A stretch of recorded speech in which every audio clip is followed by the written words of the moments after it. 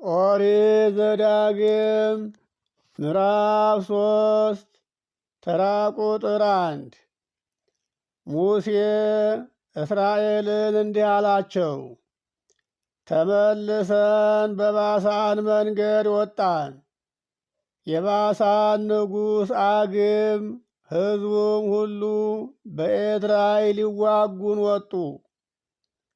ተራ ቁጥር 2 በዚያን ጊዜም እግዚአብሔር አግንና ሕዝቡን ሁሉ ምድሩንም አገሩንም ሁሉ በእጅ አሳልፌ ሰጥቼሃለሁና የባሳንን ንጉሥ አግንና ሕዝቡን አትፍራው አለኝ አለ።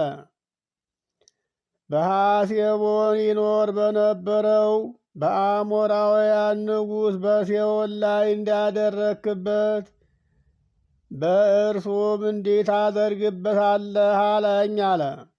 ተራ ቁጥር 3 አምላካችን እግዚአብሔርም ደግሞ የባሳንን ንጉሥ አግን ሕዝቡንም ሁሉ በእጃችን አሳልፎ ሰጠን።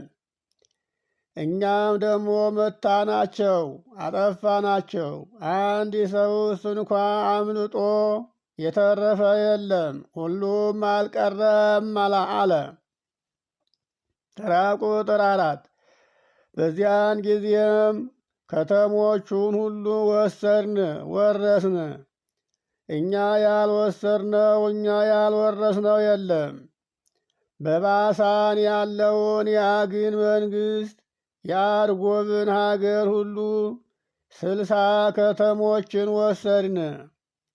ተራ ቁጥር 5 በቅጥር ካልተመሸጉት ማለት ካልታጠሩት እጅግ ብዙ ከተሞች ሌላ እነዚህ ከተሞች ሁሉ ቁመቱ ረዥም በሆነ ቅጥር በመዝጊያና በመወርወሪያ ወይም በመሸጎሪያ የተሸጎሩ ነበሩ አለ። ተራ ቁጥር 6 በሐሴቦንም ንጉሥ በሴዎን እንዳደረግን ፈጽሞ እነዚህንም አጠፋናቸው። ከተሞቹን ሁሉ ከወንዶችና ከሴቶች ከሕፃናቶችም ጋር አጠፋናቸው አለ። ተራ ቁጥር 7 ከብቶቹን ሁሉ የከተሞቹንም ምርኮ ለእኛ በዘበዝን ወረስን። ተራ ቁጥር 8 በዚያም ዘመን ከአረንወን ሸለቆ ጀምሮ እስከ አርሞንኤም ተራራ ድረስ ምድሪቱን በዮርዳኖስ ማዶ ከነበሩ ከሁለቱ ከአሞራውያን ነገሥታት እጅ ማረክን፣ ወሰርናት አለ። ተራ ቁጥር 9 ሲዶናውያን አርሞንኤምን ሲሬዮን ብለው ይጠሩታል። ሲዶናውያን የሚላቸው ሲዶን ሀገሩ ነው። በሲዶን ሀገር የሚኖሩ ሰዎችን ነው ሲዶናውያን የሚላቸው። እነዚህ ሲዶናውያን አርሞንኤም የሚባለውን ሲሬዮን ብለው ይጠሩታል። አሞራውያንም ደግሞ ሳኔር ብለው ይጠሩታል። ተራ ቁጥር 10 በሜዳውም ያሉትን ከተሞች ሁሉ ገለአድንም ሁሉ በባሳንም ያሉትን የአግን መንግሥት ከተሞች እስከ ሰልካና እና እስከ ኤድራይ ድረስ ባሳንን ሁሉ ወረስን። ተራ ቁጥር 11 ከራፋይም ወገን የባሳን ንጉሥ አግ ብቻውን ቀርቶ ነበር። እነሆ አልጋው የብረት አልጋ ነበረ። እርሱ በአሞን ልጆች አገር በረባት አለ። ርዝመቱ 9 ክንድ ወርዱም 4 ክንድ ነው። በሰው ክንድ ርዝመቱ 9 ክንድ ወርዱም 4 ክንድ በሰው ክንድ ልክ እንዲህ ነበረ። ይህ ማለት አልጋው ማለት ነው። አግ የሚተኛበት ተራ ቁጥር 12 ይህችንም ምድር በዚያን ዘመን ወረስነ። በአርኖንም ሸለቆ አጠገብ ካለችው ከአሮኤር ጀምሮ የገለአድን ተራራማ አገር እኩሌታውን ከተሞቹንም ሁሉ ለሮቤልና ለጋድ ልጆች ሰጠኋቸው፣ አወረስኳቸው። ተራ ቁጥር 13 ከገለአድም የቀረውን የአግን መንግሥት ባሳንን ሁሉ የአርጎብንም ምድር ሁሉ ለምናሴ ነገድ እኩሌታውን ሰጠኋቸው። ያችም ባሳን ሁሉ የራፋይም አገር ተብላ ተጠራች። ተራ ቁጥር 14 የምናሴ ልጅ ኢያዕር እስከ ጌሹራውያንና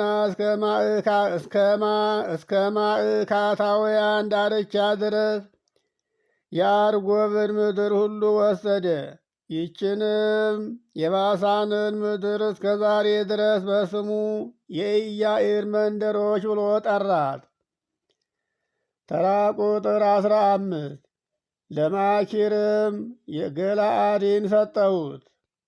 ተራ ቁጥር 16ና 17 ለሮቤል ነገድና ለጋዲም ነገድ ከገለአድ ጀምሮ እስከ አረንወን ሸለቆ ድረስ የሸለቆውን እኩሌታ ዳርቻውንም እስከ አሞን ልጆች ዳርቻ እስከ ያቦቅ ወንዝ ድረስ ከኪኔሬት እስከ አረባ ባህር ድረስ ይሄውም የጨው ባህር ነው።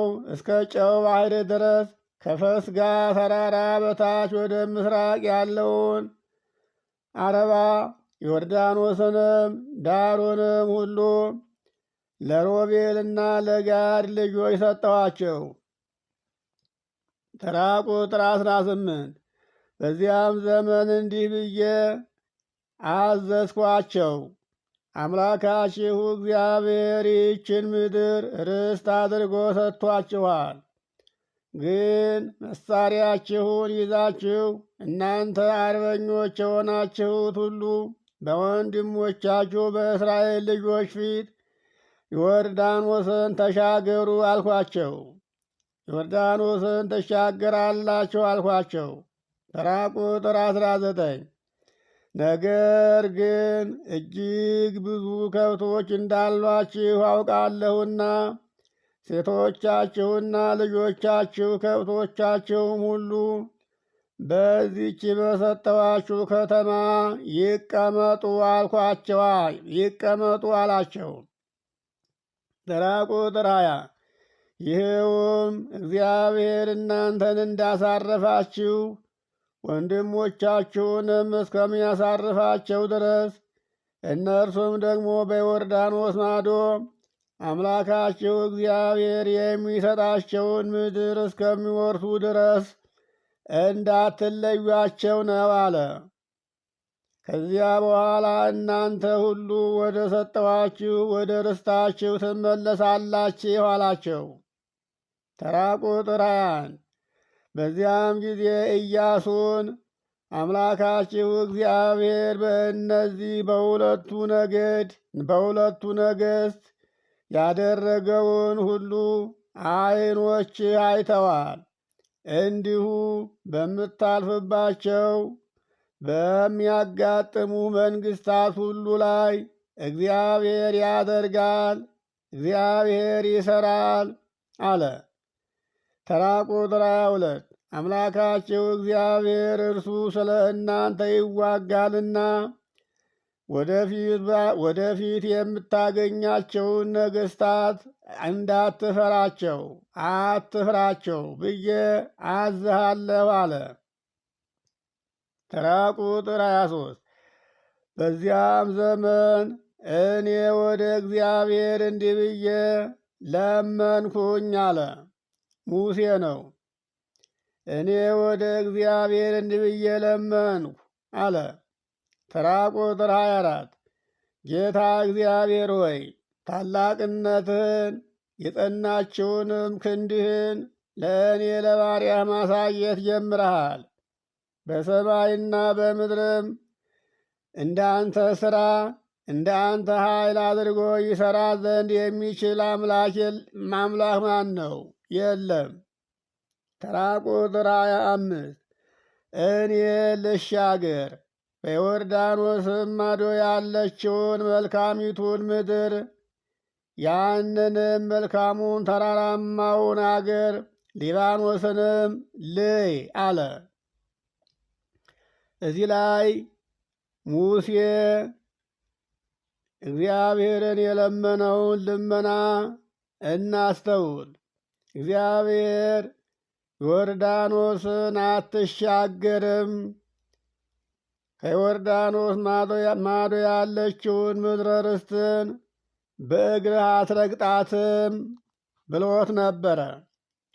ሙሴ ግን ያችን አገር ለማየት ፈልጎ እግዚአብሔርን ለመነ። እግዚአብሔር ግን ምን አለው? እንዲህ አለ። እግዚአብሔር ግን በእናንተ ምክንያት ተቆጣኝ። ሙሴ ነው የሚለው። ሙሴ እንዲህ አለ፣ እግዚአብሔር ግን በእናንተ ምክንያት ተቆጣኝ፣ አልሰማኝም። ተራ ቁጥር 26 እግዚአብሔር ግን በእናንተ ምክንያት ተቆጣኝ፣ አልሰማኝም። እግዚአብሔርም እንዲህ አለኝ፣ ይበቃሃል፣ በዚህ ነገር ደግመህ አትናገረኝ አለኝ አለ። ይህንን ታሪክ በኦሪት ዘጸአት ምዕራፍ 17 ከቁጥር 4 እስከ ቁጥር ያለውን እናንተ እንድታነቡት እላችኋለሁ። ምክንያቱም በመሪባ ውሃ እግዚአብሔርን አሳዝነውት ነበረ። ከግብፅ ምድር አወጣን በውሃ አለቅነ ሲሉ እግዚአብሔር ድንጋዩን እንዲመሳውና ከድንጋዩ ውሃ እንዳፈልቅላቸው ሲያዘው ሙሴና አሮን በእውነት እኛ ውሃ ልናፈልቅላችሁ እንችላለን ብለው ተናግረው ነበርና በዚህ እግዚአብሔርን አሳዝነውት ነበረ እና አሁን እናንተ በኦሪት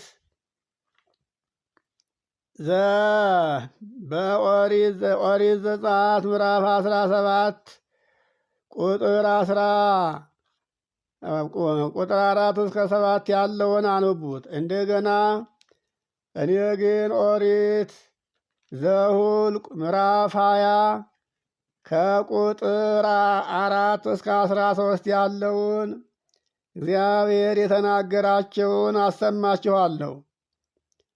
ኦሪት ዘኍልቍ ምዕራፍ 20 ቁጥር 4 እስከ 13 ያለው እንዲህ ይላል። በሞትን ወንድሞቻችን በእግዚአብሔር ፊት በሞቱ ጊዜ ምነው እኛም በሞትን ኑሮ አሉ እስራኤል። እኛም ከብቶቻችንም በዚያ እንሞት ዘንድ የእግዚአብሔርን ጉባኤ የእግዚአብሔርን ሕዝብ ወደዚህ ወደ ምድረ በዳ ለምን አመጣችሁት አሏቸው። ሙሴንና አሮንን ወደዚህ ስፍራ ታመጡን ዘንድ ከግብፅ ምድር ለምን አወጣችሁን? ዘርና በለስ ወይንም ሮማንም የሌለበት ስፍራ ነው አሉ። የሚጠጣም ውሃ የለበትም አሉ። ሙሴና አሮንም ከጉባኤው ፊት ወደ መገናኛው ድንኳን ደጃፍ ሂደው በግንባራቸው ወደቁ ወደ እግዚአብሔር። የእግዚአብሔርም ክብር ተገለጠላቸው። እግዚአብሔርም ሙሴን እንዲህ ብሎ ተናገረው። ያችን የኤርትራን ባሕር የከፈልክባትን በትርህን ይዘህ አንተና ወንድምህ አሮን ማኅበሩንም ሁሉ ሰብስባችሁ እኔ ወደማሳያችሁ ሂዱና ድንጋዩን ምቱት፣ ውሃ እንዲሰጣችሁ። እነርሱም ሕዝቡም እያዩ ድንጋዩን ተናገሩት አለ። ከድንጋዩም ውሃ ይወጣላችኋል አለ እግዚአብሔር። እንዲሁም ማኅበሩን ከብቶቻቸውንም ታጠጣላቸዋለህ አለው። ሙሴም እግዚአብሔር እንዳዘዘው ታዘዘ። በትሩን ከእግዚአብሔር ፊት ይዞ ሕዝቡንም ይዞ እግዚአብሔር ወደ አመለከተው ቦታ ከአሮን ጋር ሄደ። ሙሴና አሮን እንዲህ አሉ። ጉባኤውን በድንጋዩ ፊት ሰብስበው እንዲህ አሉ። እናንተ አመፀኞች እንግዲህ ስሙ፣ በእውነት እኛ ከዚህ ድንጋይ ውሃ እናወጣላችኋለን አሏቸው። ሙሴም እጁን ዘርግቶ ድንጋዩን 2 ጊዜ በበትሩ መታው። በዚያን ጊዜ ብዙ ውሃ ወጣ። ማኅበሩም ከብቶቻቸውም ጠጡ። እግዚአብሔር ግን እንዲህ አለ። ልብ በሉ። እግዚአብሔርም ሙሴንና አሮንን እንዲህ አላቸው። በእስራኤል ልጆች ፊት ተቀድሱኝ ዘንድ ታመሰግኑኝ ዘንድ በእኔ አላመናችሁምና ስለዚህ ወደ ሰጠኋችሁ ምድር አንተና ወንድምህ አሮን አትገቡም አላቸው። ተመልከቱ። በሕዝቡ ፊት እንግዲህ እኛ ውሃ ማውጣት እንችላለን ሲሏቸው በእግዚአብሔር አለማመናቸውን የገለጡት። እግዚአብሔር በዚች አዘነ።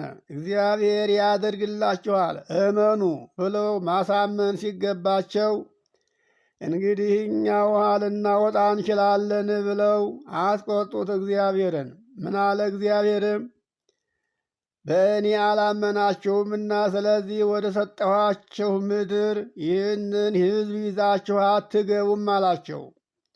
የእስራኤል ልጆች በእግዚአብሔር ላይ ጠብ ያደረጉበት እርሱም ቅዱስ መሆኑን የገለጠበት ይህ የመሪባ ውሃ ነው። ይህንን ውሃ አሁንም ድጋሜ ኦሪት ዘኍልቍ ምዕራፍ 27 ከቁጥር 12 ጀምራችሁም እናንተ ከቁጥር 12 እስከ 15 ድረስ ያለውን ተመልከቱት። አሁን ሙሴ የተናገረው እግዚአብሔር በዚህ ምክንያት አትናገረኝ፣ ዮርዳኖስን ተሻግረህ አታልፍም፣ ያችን ምድረ ርስት አትረግጣትም አለኝ አለ። ግን ስላገለገልከኝ ምድሪቱን አሻግረህ በዓይንህ ታያታለህ አለኝ አለ። ተራ ቁጥር 27 ይህንን ዮርዳኖስን አንተ አትሻገርምና ወደ ፈስጋ ራስ ውጣ፣ ዓይንህንም ወደ ምዕራብ፣ ወደ ሰሜንም፣ ወደ ደቡብም፣ ወደ ምስራቅም አቅንተህ በዓይንህ ተመልከት አለኝ አለ። ተራ ቁጥር 28 ኢያሱ ግን በዚህ ሕዝብ ፊት ይሻገራል። አንተም የምታያትን ያችን ምድር እርሱ በእግሩ ይረግጣታል፣ ለእስራኤልም ልጆች ያወርሳቸዋል። ኢያሱን እዘዘው፣ አደፋፍረው፣ አጽናናው አለኝ አለ። ተራ ቁጥር 29